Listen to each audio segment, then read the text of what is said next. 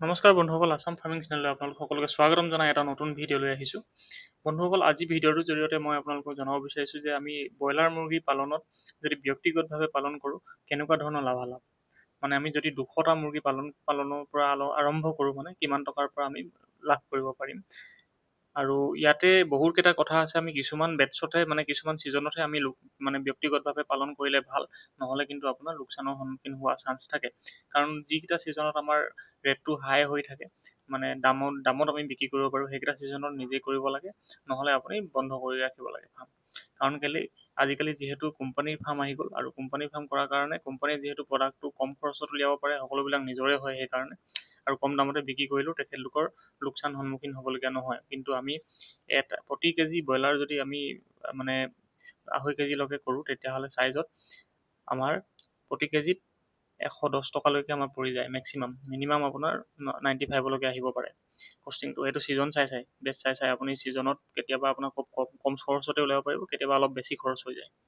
কিন্তু প্ৰথমতে এটা কথা আমি জানিব লাগিব, যিকোনো প্ৰডাক্ট আমি প্ৰডাকশ্যন কৰাৰ আগতে সেই মাৰ্কেটখনৰ বিষয়ে জানি ল'ব লাগিব। মাৰ্কেটখন যদি আপোনাৰ তাত যদি বিক্ৰী কৰিব পৰা সুবিধা আছে প্ৰডাক্টটো, তেতিয়াহ'লে আপুনি সেইটো কৰক।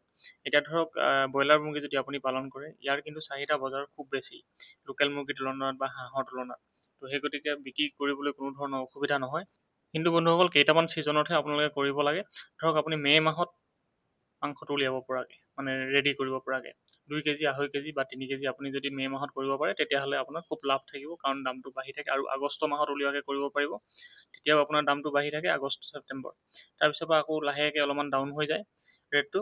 আৰু দেৱালীৰ ওচৰত আপুনি কৰিব পাৰিলে ভাল প্ৰডাকশ্যনটো, তেতিয়া অকণমান লাভ থাকে। আৰু নহ'লে আপুনি 31 ডিচেম্বৰ, 1 জানুৱাৰী এনেকুৱাত আপুনি যদি মানে বিক্ৰী কৰিবলৈ মানে ৰেডি কৰে, তেতিয়াহ'লে আপোনাৰ সেইখিনিত অলপমান লাভ হয়। তাৰপিছতে বাকী কিছুমান ছিজনত আপোনাৰ খুব দামটো ৰেটটো কমি যায়, আপোনাৰ কেতিয়াবা 60-70 টকালৈও আহি যায়, কেতিয়াবা 100 টকালৈও আহি যায়, 120 টকা হৈ যায়। তো তেতিয়া মানে অলপ কম প্ৰফিট থাকিব। আৰু 60-70 টকা যদি আহি যায়, মানে 110 টকা তলত যদি আহি যায়, তেতিয়াহ'লে আপোনালোকৰ মূলধনৰ পৰা মানে লোকচান হ'ব। তো সেই গতিকে মই কওঁ, যদি আপোনালোকে ব্যক্তিগতভাৱে পালন কৰিব বিচাৰে ব্ৰইলাৰ মুৰ্গী 200-300 যিয়ে নহওক, তেতিয়াহ'লে আপোনালোকে বছৰত 3টা বেটছ কৰক, একদম সময় চাই কিনি কৰক। এতিয়া কথা হ'ল, 200টা মুৰ্গী যদি আমি পালন কৰোঁ ব্ৰইলাৰ, তেতিয়াহ'লে আমাৰ কিমান মূলধন লাগিব বা কিমান টকা আমি প্ৰফিট পাম, সেইটোৱে আজি জনাই দিম। এইটো আপোনাৰ 200টা মুৰ্গী আনিব হ'লে বা ফাৰ্ম কৰিব হ'লে আপোনাৰ ফাৰ্মখন 300 স্কুৱাৰ ফুটৰ জেগা লাগিব। আৰু সেই ঠাইডোখৰত আপুনি 200টা পোৱালি আনিলে, 200টা পোৱালিৰ দাম হ'ব আমাৰ 50 টকা, 40 টকা, 45 টকা, 60 টকা তেনেকুৱা হৈ থাকে, আপ ডাউন হৈ থাকে ৰেটবিলাক। তো আপোনালোকে মই 50 টকা এভাৰেজ ধৰি লৈ 10,000 টকা ধৰি লওক আপোনাৰ পোৱালিত গ'ল। তাৰপিছত আপোনাৰ দানা লাগিব, দানা প্ৰি ষ্টাৰ্টাৰ, মানে একদম মিহি দানাটো প্ৰথম যেতিয়া আনিব, তেতিয়া আপুনি খোৱালে আপোনাৰ 2 বেগমান দানা খুৱাব লাগিব প্ৰি ষ্টাৰ্টাৰটো। তেতিয়া আপোনাৰ 2700 টকা কৰি সেইবিলাক ভাল কোৱালিটিৰ গডৰেজৰ বেগবিলাক লয়। আপোনাৰ 5,400 এটা চাৰ্জ ল'ব তাতে। আৰু ষ্টাৰ্টাৰ দানা, যিটো 2 নম্বৰ দানাটো অকণমান মিহিটোতকৈ অলপ ডাঙৰ হয়, সেইটো আপোনাৰ 4 বেগমান খুৱাব লাগিব। তাত আপোনাৰ 10,800 টকা লাগিব, আৰু সেইটো 2700 টকা কৰিয়ে ল'ব। ফিনিচাৰ দানা, মানে পেলেট দানা যিটো হয় গোটা দানাটো, সেইটো আপোনাৰ 3 নম্বৰ 4 নম্বৰ তেনেকুৱা দানা মিলাই কিনি আপোনাৰ 6 বেগমান দানা লাগিব। আৰু সেইখিনি আপোনাৰ 2600 টকা কৰি ল'ব, তাতকৈ কমো হ'ব পাৰে কিছুমান। তো ভাল কোৱালিটি আনিলে মানে সিমানেই পৰিব, আৰু আপোনাৰ 15,600 টকা এটা তাত খৰচ হ'ব। কিন্তু প্ৰতিটো ছিজনত যে একেই খৰচ হ'ব সেইটো নহয়, কেতিয়াবা আপোনাৰ কম দানা খায়ো আপোনাৰ ৱেইট বেছি ল'ব। গৰম দিনত আপোনাৰ দানাটো খালেও ৱেইটটো কম লয়। আৰু ভেকচিনত খৰচ হ'ব আপোনাৰ 400মান টকা। আৰু তাৰপিছতে মেডিচিন যাব আপোনাৰ 2,000 মান টকা। কিন্তু মেডিচিনত কিয়, ব্ৰইলাৰৰ খুব বেমাৰবিলাক আহি থাকে, সেই গতিকে ইলেক্ট্ৰিচিটি বিল আপোনাৰ 1,000 মানৰ ভিতৰতে হৈ যাব। ভুচি লাগিব তলত পাৰিবনে, তাক 700, মানে 10 বেগ ধৰিছোঁ, আপোনাৰ 700 টকামান যাব। আৰু ট্ৰান্সপৰ্টেশ্যন চাৰ্জেছ, মানে যেতিয়া আপোনাৰ দানা আনিবলগীয়া হ'ল বা পোৱালি আনিবলৈ গ'ল, তেনেকুৱা গাড়ী চাৰ্জেছ খৰচবিলাক, অন্যান্য খৰচ আপোনাৰ 2,000 মান যাব। টোটেল মিলাই কিনি আপোনাৰ 47,900 খৰচ হ'ব সেই 200 মুৰ্গী পালন কৰিলে আপুনি ব্ৰইলাৰ নিজৰ ব্যক্তিগতভাৱে যদি পালন কৰে।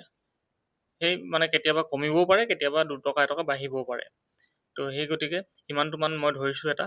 আৰু মৰ্টেলিটি আপোনাৰ 10% ধৰি দিছোঁ। কেতিয়াবা বেছিও হৈ যায়, কেতিয়াবা কিন্তু একেবাৰে মৰ্টেলিটি নহয়ও। সেইটো আপোনাৰ লগত কথা, যেনেকৈ আপুনি ফাৰ্মখন কৰে, ভালদৰে কৰিলে আপোনাৰ মৰ্টেলিটি কমি যাব।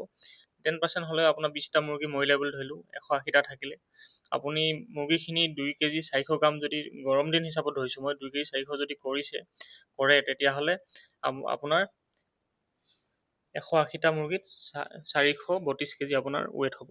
আৰু সেই ৱেইটটোৰ লগত যদি আমি সেই খৰচ যিটো হৈছিলে সেইটো ডিভাইড কৰি দিওঁ, তেতিয়াহ'লে 110 টকাকৈ প্ৰতি কেজিত আমাৰ পৰি যাব। মই কৈছোঁ নহয় আপোনাক, মই একদম হাইষ্ট ৰেটটো হিচাপতে ধৰিছোঁ 110 টকা, কিন্তু আপোনাৰ কেতিয়াবা 95 টকাও খৰচ হ'ব প্ৰতি কেজিত, কেতিয়াবা কমো হ'ব পাৰে তাতোকৈ। তো সেই গতিকে মই 110 টকা হিচাপত ধৰিলোঁ।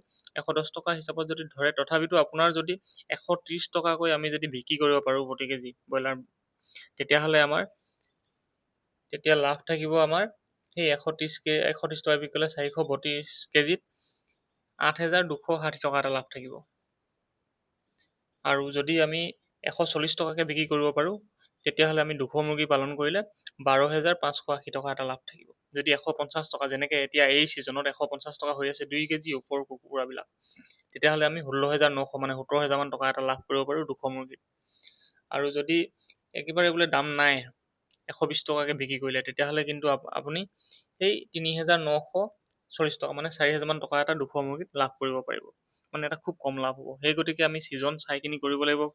যদি কেতিয়াবা এনেকুৱাও আহিব পাৰে আপোনাৰ 100 টকা 110 টকাত আপোনাৰ কষ্টিং আহি গ'ল, আপুনি 100 টকাত বিকিবলগীয়া হ'ল, তেতিয়াহ'লে আপোনাৰ মূলৰ পৰা যাব। সেই গতিকে 3টা বেটছ কৰক বছৰত, কিন্তু ভাল ছিজন চাই কিনি কৰক, মালামাল হৈ যাব। যদি আপুনি গোটেই 6টামান বেটছ কৰিম বুলি ভাবে, তেতিয়াহ'লে কিন্তু আপোনাৰ মূলধনো খতম, আপুনি আকৌ নেক্সট বেটছ পুহিবলৈ মানে চিন্তা কৰিবলগীয়া হৈ যাব, তেনেকুৱা অৱস্থা হৈ যাব। যদি আমি নিজৰ ঘৰতে পালন কৰি আকৌ যদি নিজেই যদি কাটি বিক্ৰী কৰা যায়, তেতিয়াহ'লে কিন্তু আপোনাৰ ডাবুল লাভ থাকিব। 8,000 ঠাইত 16,000 ঠাইত আপোনাৰ 32,000 প্ৰফিট পাব আপুনি। তো সেইটো এটা ডিফাৰেঞ্চ। তো সেইখিনি যদি কৰিব পাৰে আৰু বেছি লাভ হ'ব। তো বন্ধুসকল, আপোনালোকে নিশ্চয় বুজি পাইছে মোৰ ভিডিঅ'টোৰ দ্বাৰা, মানে কেনেকৈ ধৰণে কৰিব লাগিব বা কিমান লাভ হ'ব, কিমান মূলধন লাগিব। ভিডিঅ'টো মই ইমানতে শেষ কৰিছোঁ বন্ধুসকল। ধন্যবাদ।